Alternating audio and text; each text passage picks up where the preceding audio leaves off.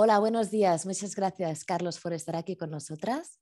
Bueno, estamos aquí en un nuevo capítulo de estas entrevistas que estamos realizando desde Recero, desde el punto de vista de la perspectiva cualitativa de la prevención de residuos. Nosotras desde la entidad estamos desde hace 15 años trabajando en la prevención de residuos y queremos en este compendio de entrevistas poner el foco en la prevención desde el punto de vista cualitativo, es decir, cómo son estos residuos que estamos generando y cómo debería ser un futuro libre de tóxicos. Te agradecemos tu disponibilidad, Carlos, para formar parte de este compendio de entrevistas donde estamos dando voz a personas expertas de diferentes grupos que están analizando, investigando y dando a conocer el impacto de algunos de los productos de uso cotidiano y de sus tóxicos en nuestra salud. Para los que no te conozcan, podríamos así resumir un poco que Carlos de Prada, además de ser guardonado como el Premio Global 500 de la Organización de las Naciones Unidas y Premio Nacional de Medio Ambiente, es un reconocido periodista ambiental, autor del libro y de la campaña Hogar sin tóxicos, entre otros, y divulgador de temas ambientales que has trabajado a lo largo de varias décadas en relevantes medios de comunicación a nivel nacional, tanto de prensa como de radio y televisión. Y además, como decíamos, has publicado múltiples artículos y libros sobre contaminación química y salud, una problemática con la cual estás comprometido especialmente, ¿no? Y bueno, a la cual queremos también dar eco en estas entrevistas. Para empezar, esta entrevista tiene básicamente dos partes. Una primera parte que es enfocar desde tu punto de vista el problema de la toxicidad y tomando como ejemplo algunos de los productos de consumo habituales de nuestro entorno cotidiano. Y no sé si sería para ti fácil contestar a la pregunta, pero nos gustaría preguntarte si pudieras escoger entre 3, 5 productos de nuestro entorno cotidiano o grupos de productos, ¿no? De estos entorno cotidiano que bajo tu punto de vista sean especialmente preocupantes por su potencial tóxico y por los efectos que puedan tener a nivel de salud. ¿Podrías decirnos cuáles escogerías de estos productos? Bueno, hombre, es complicado porque son muchos los productos, los artículos que nos rodean en la vida cotidiana que pudieran tener eventualmente sustancias tóxicas a las que podríamos exponernos, ¿no? Hay que darse cuenta que el entorno cotidiano en el que vivimos no tiene nada que ver con el que tenían nuestros abuelos, ¿no? En las últimas décadas ha habido un boom de la industria química. Se producen anualmente en el mundo pues cientos de millones de toneladas de química sintética, y esa química sintética pues va a parar a los artículos, a los productos que muchas veces nos rodean, ¿no? Se tiene una imagen de la contaminación como si fuera una cosa de las industrias con sus chimeneas o con los vertidos a los ríos, pero no, una parte relevante de la contaminación a la que nos podemos exponer está en lo que nos rodea cotidianamente, ¿no? Y productos que se pueda destacar, pues yo, por ejemplo, llamaría mucho la atención sobre los insecticidas domésticos, que en muchos casos la gente los utiliza muy alegremente, como si estuvieran fumigando con agua, y que sinceramente, incluso si uno leyera las etiquetas, donde no se informa prácticamente de nada, ni de los riesgos que pueden tener a largo plazo ni a bajas concentraciones, ni de la composición, porque solo se informa de lo que es el principio activo y no del resto de las sustancias de la mezcla. Pero bueno, por ejemplo, el tema de los insecticidas domésticos yo creo que es especialmente relevante. Luego también algunos ambientadores. Hace años, por ejemplo, las organizaciones de consumidores europeas sacaron unos informes muy interesantes acerca del riesgo que entrañaban algunos de estos productos. Basta leer la etiqueta de muchos de ellos si alguien tiene tiempo en un supermercado, pues para leer una serie de indicaciones. De la composición, por supuesto, prácticamente nada, es lo que se dice, porque hay unas leyes de secreto comercial que protegen a la industria, pero no tanto a la salud de las personas, no solo en estos productos, sino en general. Pero basta leer las etiquetas para darte cuenta que te dicen, por ejemplo, no respirar los aerosoles. Pues si es que cuando usas un ambientador de estos, son aerosoles. Y dice también, con frecuencia, no usar en lugares que no estén bien ventilados. Bueno, y si están bien ventilados, ¿para qué hay que usar un ambientador? Pero son advertencias que ya nos están indicando algo que la gente tendría que tener presente, ¿no? Luego hay muchas otras cosas, ¿no?, que pueden llamar la atención, por ejemplo, los productos de limpieza, ¿verdad? Si uno mira debajo de un fregadero de una casa convencional, pues se puede encontrar allí pues todo tipo de productos de limpieza, ¿no? Fregasuelos, limpiahornos, abrillantamuebles, infinidad de productos de limpieza. Y lo primero que cabe preguntarse es, bueno, ¿cuántos cientos de sustancias químicas diferentes puede haber contenidos en esos productos de limpieza? Que las etiquetas, por cierto, no te dicen más que 4 o 5 cosas, ¿no? ¿Cuánta química sintética estamos introduciendo en el hogar que podemos respirar, que podemos inhalar, ¿no? Y hay que darse cuenta que vivimos los europeos dominantemente en espacios cerrados, más de un 90% de nuestro tiempo en espacios cerrados, un 50% en concreto en el hogar, ¿no? ¿Qué estamos introduciendo en el hogar? ¿No sería mejor, por ejemplo, reducir ese número de productos de limpieza, usar menor cantidad, o mejor aún, comprar productos en ecotiendas, en tiendas especializadas que no contienen una serie de sustancias, o incluso en muchas ocasiones limpiar como limpiaban nuestras abuelas, que limpiaban con vinagre, bicarbonato y limón, que no hace falta limpiar una casa como si fuera un quirófano en el que se fuera a hacer una operación a corazón abierto, ni nada por el estilo. Y bueno, luego hay muchas otras cosas, hay pinturas, hay plásticos, hay, bueno, las sartenes, algunas sartenes antiadherentes que pueden contaminar los alimentos con bajas concentraciones de algunas sustancias, como por ejemplo algunos compuestos perfluorados y polifluorados, que pueden ser problemáticos. En fin, son muchas cuestiones, estas son algunas, ¿no? Vaya, la lista es interminable, está claro. ¿Y por qué son problemáticos estos compuestos? Claro, mucha gente se preguntará, ¿un insecticida, ambientadores, has hablado, productos de limpieza, sartenes? ¿Qué tipo de componentes tienen y qué efecto puede tener sobre la salud? Hombre, la pregunta esa, que parece muy sencilla, la respuesta no sería tan sencilla, porque ¿qué tipo de compuestos pueden contener?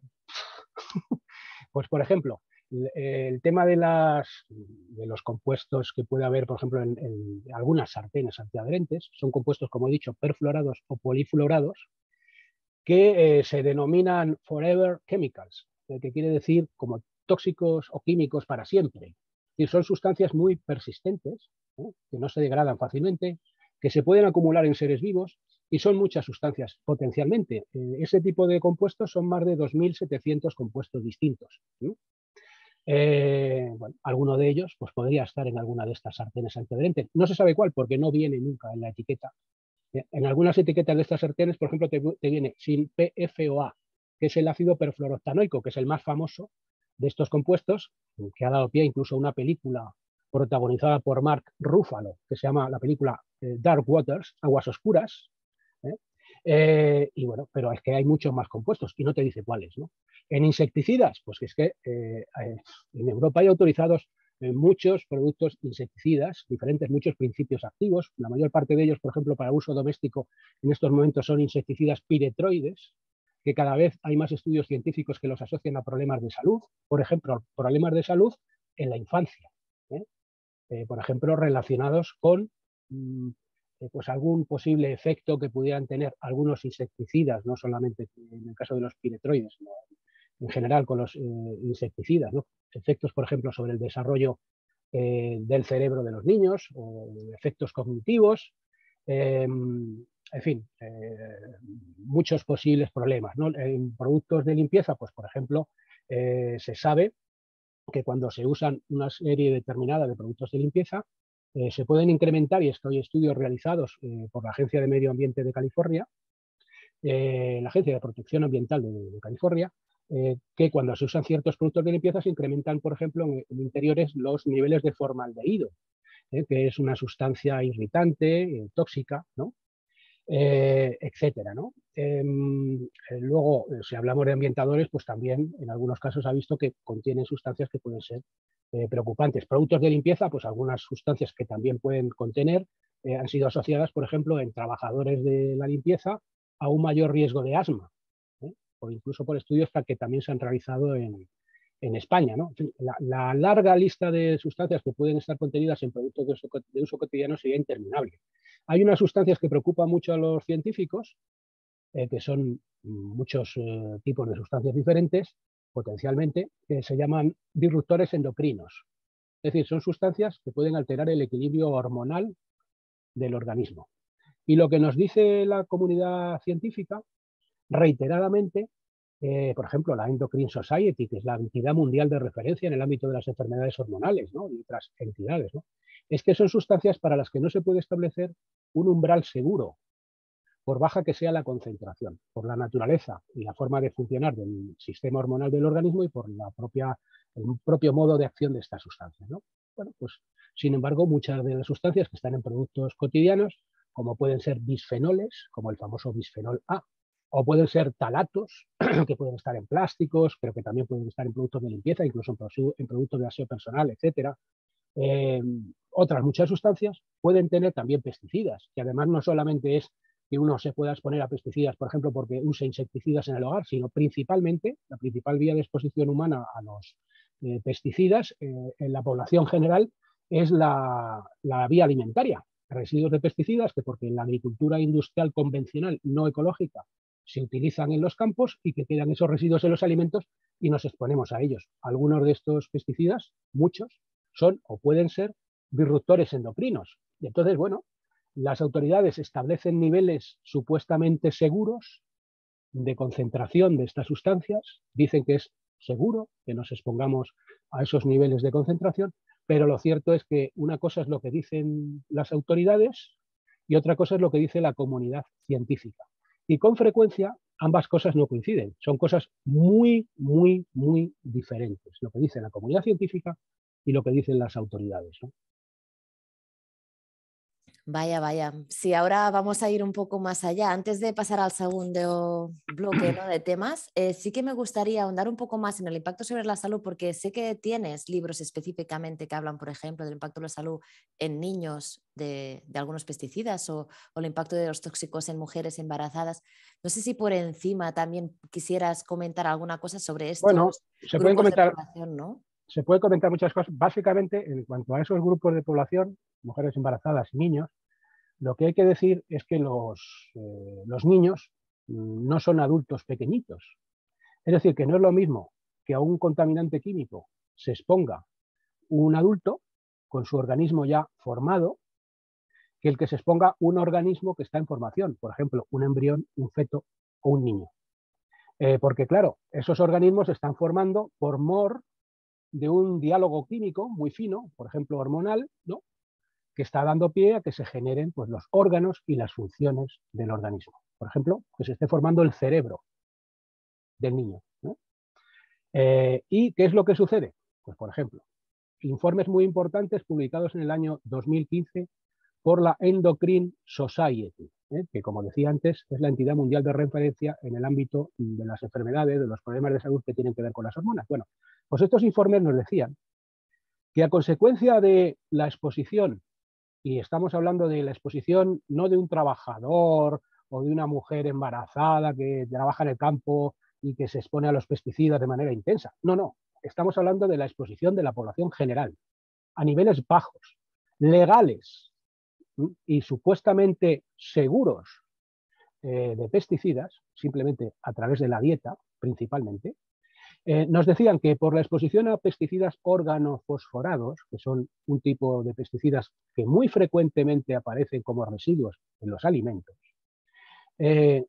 convencionales, no ecológicos, se producían cada año en Europa la pérdida de 13 millones de puntos de coeficiente intelectual en los niños. La pérdida de 13 millones de puntos de coeficiente intelectual, con una estimación de coste en salud y por las consecuencias de la pérdida de inteligencia en Europa y lo importante que es para la innovación, etcétera, que en nuestra sociedad haya pues un cierto grado de inteligencia. Bueno, pues nos decían que el coste pues superaba los 100.000 millones de euros anuales en Europa, el coste en salud. Estos son informes de la Endocrine Society, por ejemplo, ¿no? Que hablaba también de otros alteradores hormonales, estos pesticidas por su efecto hormonal, en concreto hay que darse cuenta que cuando se está gestando el niño son muy importantes los niveles de hormonas tiroideas de la madre. Y estos pesticidas pueden alterar esos niveles de hormonas tiroideas, lo cual se puede traducir en un deficiente, en una deficiente formación a cierto nivel, ¿no? Pues del cerebro. Esto es un efecto. Luego, otros efectos relevantes que se han asociado a contaminantes, pues por ejemplo, efectos sobre la reproducción. Por ejemplo, contaminantes hormonales que pueden ser, por ejemplo, estrogénicos, es decir, que imitan a los estrógenos, a las hormonas femeninas, o que pueden ser antiandrogénicos, es decir, que pueden competir o pueden afectar o pueden alterar las hormonas masculinas, como la testosterona. Pues bueno, ¿qué es lo que nos dicen los científicos? En los cuales siempre hay que basarse. Pues nos dicen que, por ejemplo, cuando se están formando los testículos dentro de la madre, de un niño, de un embrión, un feto, bueno, pues claro, la presencia de estas sustancias que imitan, alteran, bloquean, perturban de alguna forma ese equilibrio hormonal, pues hace que se forme peor el testículo. Y esto puede tener que ver, por ejemplo, con cuando ese niño ya no es un niño, sino que tiene 20, 30, 40 años, pues tenga peor calidad del semen. Esto se ha visto con distintos contaminantes, por ejemplo, pesticidas, etcétera, ¿no? Por esa exposición, normalmente en las primeras etapas de la vida, aunque no solo por la exposición en las primeras etapas de la vida, mayor riesgo también de tener cáncer de testículos, mayor cantidad de casos de criptorquidia cuando los niños nacen, es decir, la criptorquidia, que viene de criptos, que quiere decir oculto, y la orquídea de los órganos genitales, quiere decir que los testículos del niño, en lugar de descender de la cavidad abdominal y colgar en el escroto, se quedan dentro, ¿no? Y otras malformaciones. Bueno, hay luego también pues otros efectos, por ejemplo, sobre algunos cánceres hormonodependientes, como por ejemplo cáncer de mama, cáncer de próstata, cáncer de testículos, ya citado. Estos contaminantes, que pueden ser de muy diversos tipos, que algunos pueden estar en los plásticos, en pinturas, en productos de limpieza, en pesticidas, etcétera, pues pueden incrementar el riesgo de que un tumor hormonodependiente, pues por ejemplo, pues crezca más, ¿no? Bueno, sería muy largo Sí, sí, hablar sí. Sé de que es los imposible. posibles efectos que pueden tener los contaminantes químicos en la salud, porque han sido asociados con mayor o menor grado de evidencia a infinidad de posibles problemas, ¿no? Sí, sí, está claro que es imposible como resumirlo en tan poco tiempo, pero nos sirve para ver la magnitud del problema, ¿no? Que no es poca. Entonces, vamos a pasar a la segunda parte, donde, claro, lo que queríamos es concretar de toda esta información que sabemos, que disponemos, ¿no? Como has comentado tú, de muchos años también de investigación científica que están demostrando todo esto, ¿no? Bajo tu punto de vista y tu experiencia también, em, ¿qué demanda o qué petición crees que se debería formular y a quién la dirigirías para un futuro libre de tóxicos? Intuyo que de tu último libro, el de Mentiras Tóxicas, ¿no? Donde estás demostrando las deficiencias del sistema oficial por el que se denominan seguras ciertas concentraciones de sustancias tóxicas, tendrás mucho que decir al respecto del papel de las instituciones, de las laxas o incompletas normativas y de las fuentes de información o de intereses que las alimentan, pero me gustaría que ahondaras un poco en este tema porque creo que es súper importante y que has hecho un gran trabajo en este último libro. Hombre, yo creo que es un tema clave, porque aquí se puede estar hablando de esta sustancia concreta, del bisfenol A, o se puede estar hablando del dietilexiltalato, o se puede estar hablando del ácido perfluoroctanoico, y decir, y parece que todo sería la discusión sobre sustancias puntuales o grupos de sustancias puntuales, pero el tema va más allá de todo eso. De hecho, muchas veces, cuando se consigue por fin que se elimine o se restrinja una sustancia, luego se sustituye por otra que viene a ser más o menos igual, es lo que se llama la sustitución lamentable. Y el problema de base es que hay, estructuralmente hay un problema, ¿no? Es que el sistema está fallando, ¿eh? O sea, el sistema por el que se evalúa el riesgo y se establecen esas concentraciones supuestamente seguras tiene enormes deficiencias. Y es importante que la gente lo conozca, muy importante, porque claro, mientras la gente crea que estamos en buenas manos, que todo funciona perfectamente y que puedes confiar a ciegas las empresas y las autoridades, pues no entenderá, por ejemplo, la necesidad que tiene, por ejemplo, de consumir productos ecológicos o de evitar exponerse a ciertas cosas, ¿no? O sea, la información es el motor de la acción y la gente tiene que informarse, no puede delegar su capacidad de pensar. Y los actos de fe ciega son muy peligrosos porque no son racionales y no puedes tener simplemente fe ciega en la autoridad. Entonces, en el libro Mentiras Tóxicas lo que hago pues es mostrar, en base a lo que dice la comunidad científica, el libro tiene centenares de referencias, de estudios científicos y de declaraciones de los científicos, lo que hago es mostrar las deficiencias del sistema de evaluación del riesgo. Lo que hago, por ejemplo, es mostrar que buena parte de la información que manejan las agencias reguladoras, como la Autoridad Europea de Seguridad Alimentaria, son datos de la propia industria que quiere comercializar la sustancia en cuestión. Pero bueno, y no solo eso, es que esos datos con mucha frecuencia son datos secretos, con lo cual ni siquiera se puede afirmar que sean científicos, porque para que un estudio sea considerado científico, pues tiene que ser publicado en una revista científica y tiene que someterse al escrutinio de la comunidad científica para que vea si se ha hecho bien, si se ha hecho mal, cómo se ha hecho. Bueno, pues esto, la buena parte de los datos en los que se basan las agencias reguladoras proceden de la propia industria y son secretos. Esto es alucinante. Luego, buena parte de los criterios que las agencias reguladoras aplican para evaluar el riesgo de las sustancias tóxicas han sido elaborados por la propia industria química. ¿Pero esto qué es? O sea, les ha dicho la forma en la que tienen que evaluar el riesgo a las agencias reguladoras e incorporan los criterios de la industria, los incorporan las agencias reguladoras. O sea, más bien pareciera que en lugar de las agencias reguladoras controlar a la industria, es la industria la que controla a las agencias reguladoras que tienen apariencia de independencia, pero es apariencia. Porque luego además, por cierto, el Tribunal Europeo de Auditores, el Defensor del Pueblo Europeo, han denunciado, por ejemplo, en algunas agencias como la EFSA, conflictos de interés. Es decir, en los paneles de expertos que deciden acerca de lo que es seguro y de lo que no es seguro, en esas agencias teóricamente independientes hay personas con vínculos con la industria. ¿Pero esto qué es? Bueno, y luego hay cosas que puede cualquiera entender, ¿no? Por ejemplo, el sistema oficial de evaluación del riesgo se basa en evaluar una situación de riesgo inexistente, una situación de riesgo que nunca se da en la vida real. En concreto, se basan en evaluar el riesgo de que una persona se expusiera a un único contaminante, uno solo, en un momento determinado de su vida. A uno solo. Es decir, que cuando uno come, por ejemplo, una fruta, una verdura, pues solamente esa fresa, esa manzana, esa pera, ese melocotón tuviera un único pesticida. Lo que pasa es que en realidad, con mucha frecuencia, no contienen uno solo. Una sola pieza de fruta puede contener a la vez 10 pesticidas o más. Y se sabe que el efecto de un pesticida o cualquier otro tóxico aislado, además es algo de sentido común, no es el mismo que el de 10 a la vez.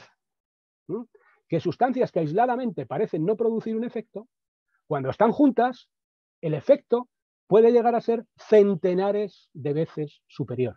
Y esto, que es la situación real a la que nos exponemos, no se evalúa a nivel oficial.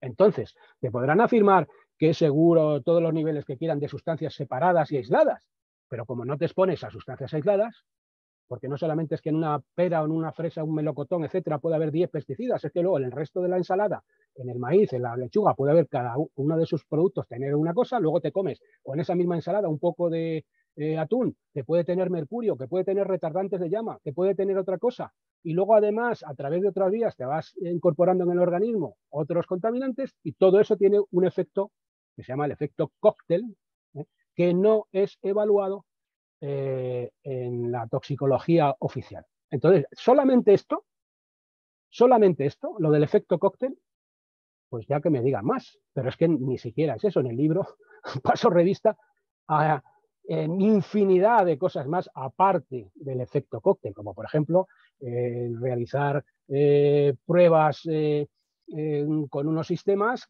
que no son sensibles para detectar un efecto. Claro, que si el sistema no sirve para evaluar un efecto, puedes concluir falsamente que no lo produce, ¿no? O, por ejemplo, en un pesticida analizan solo lo que es el principio activo. Y el efecto de esa sustancia aislada, pero es que el principio activo, que a lo mejor es el 5, el 1, el 0,1% de la mezcla entera, no tiene el mismo efecto que toda la mezcla a la que realmente te expones. Bueno, pues solo evalúan una sustancia y no ese conjunto general, global, de sustancias que puede haber ahí contenidas, ¿no? Bueno, infinidad, sería interminable exponer pues las enormes deficiencias de los sistemas oficiales de evaluación del riesgo químico, ¿no?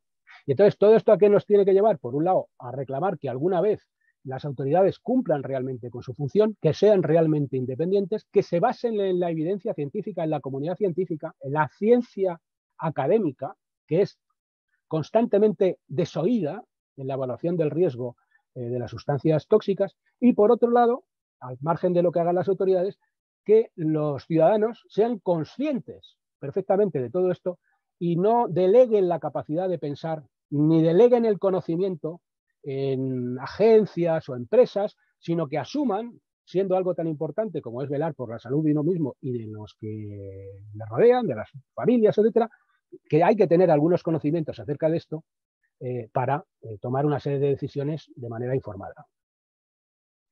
Vaya, Carlos, es realmente espeluznante lo que cuentas. Pero como dices tú, no podemos cerrar los ojos ante esta realidad, debemos estar informadas y creemos que tu testimonio es súper valioso en este sentido y vamos a darle todo el eco que le podamos dar a la información que nos has dado para que cuanta más gente pueda conocer esta realidad, más masa crítica tengamos para realmente cambiar estas cosas. No sé si, claro, podríamos resumir de alguna manera todo lo que nos has contado, a lo mejor en una demanda o petición específica que no sé si coincidirías conmigo, que es esta la última que has dicho, ¿no? Que las autoridades sean realmente independientes y que basen sus reglamentos y sus normativas en evidencias científicas de la comunidad científica como tal, ¿no? Creo que es una reclamación que tiene mucha lógica. No sé si quisieras añadir alguna cosa más. No, bueno, yo creo que es una cosa fundamental, ¿no? O sea, la gente, mucha gente, piensa que cuando ve, pues eso, a la Autoridad Europea de Seguridad Alimentaria o a otras agencias, ¿no? Con todo el Europel y todo el aspecto imponente que tienen, ¿no?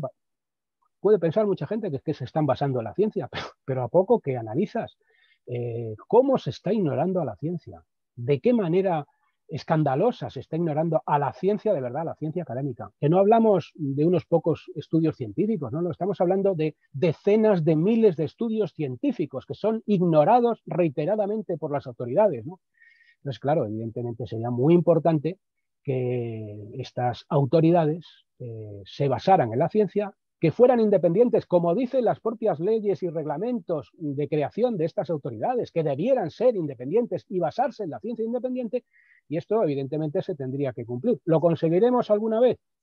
Pues no lo sé si lo conseguiremos, pero entre tanto también por eso el segundo mensaje importante es que la gente tiene que asumir una responsabilidad y tiene que informarse y tiene, ya que las autoridades no adoptan el preceptivo principio de precaución, adoptarlo uno mismo, el principio de precaución. Puede ser que a lo mejor, no sé, no fuera para tanto. Eso no es lo que nos dice la comunidad científica. Pero bueno, que hubiera una incertidumbre, porque hay siempre en todo esto y sobre todo en ciencia, incertidumbre. Y ante la incertidumbre se pueden hacer dos cosas. Una, decir, bueno, pues no pasa nada, me sigo exponiendo a las sustancias, porque como hay una incertidumbre, a lo mejor no me afectan. Pero a lo mejor esa no es la posición más responsable. El principio de precaución dicta que aunque no haya certeza científica absoluta acerca del riesgo de algo, se puede actuar en defensa de la salud. Y esto es lo más racional y esto es lo que tiene que hacer, creo yo, por lo menos humildemente, la gente, ¿no? Asumir por uno mismo el principio de precaución que las autoridades no adoptan, reduciendo la exposición a tóxicos, que a veces es más sencillo en muchos casos de lo que uno cree, ¿eh? Pues alimentándose ecológico, como antes hemos dicho, ¿no? Algunos productos que se pueden, pues a lo mejor no meter en el hogar, optar por otras alternativas, etcétera, ¿no? Muchísimas gracias. La verdad es que es muy inspirador todos los testimonios que estamos entrevistando. Hace unos días entrevistamos también al doctor Olea, nos hablaba precisamente de lo que comentabas, ¿no? De los 40 años de investigaciones científicas que podrían empapelar todo el Parlamento, ¿no? Con argumentos y con demostración de los impactos y cómo se está ignorando toda esta información de todos estos estudios, ¿no? También hablábamos también con la doctora Dolores, ya lo diré, Romano, Dolores Romano, Romano. sí, que le cambió el nombre, pobre. Dolores Romano, que nos hablaba también de la importancia de que desde el Parlamento Europeo se dé cumplimiento a lo que se aprobó en el Pacto Verde, ¿no? Que va en la línea de modificar la normativa REACH para que realmente sea mucho más restrictiva y mucho más preventiva también respecto a los tóxicos y cómo la industria está haciendo esta presión tan grande para que esto no acabe ocurriendo. Entonces, en este sentido es súper importante, como decías tú, que haya esta masa crítica suficiente para contrarrestar el peso de los lobbies industriales y del poder económico que quieren mantener en este sentido su dominancia sobre este tema. Y bueno, para terminar, y un poco en la línea de la campaña que estamos haciendo, ¿no? Al final, cuando hablamos de un umbral normal o seguro, podríamos seguramente debatir mucho, pero lo más normal o lo más seguro seguramente sería que en nuestro cuerpo no existiera ningún tóxico, que el umbral sea cero, ¿no? Esto sería lo normal. Y esperamos pues que podamos continuar trabajando conjuntamente para conseguirlo por todos los lados. Nada más agradecer tu presencia aquí y seguimos en contacto y seguimos haciendo red para conseguir estos cambios y para un futuro libre de tóxicos. Pues hagamos votos para que así sea. Muchas Venga, gracias. un abrazo. Hasta luego.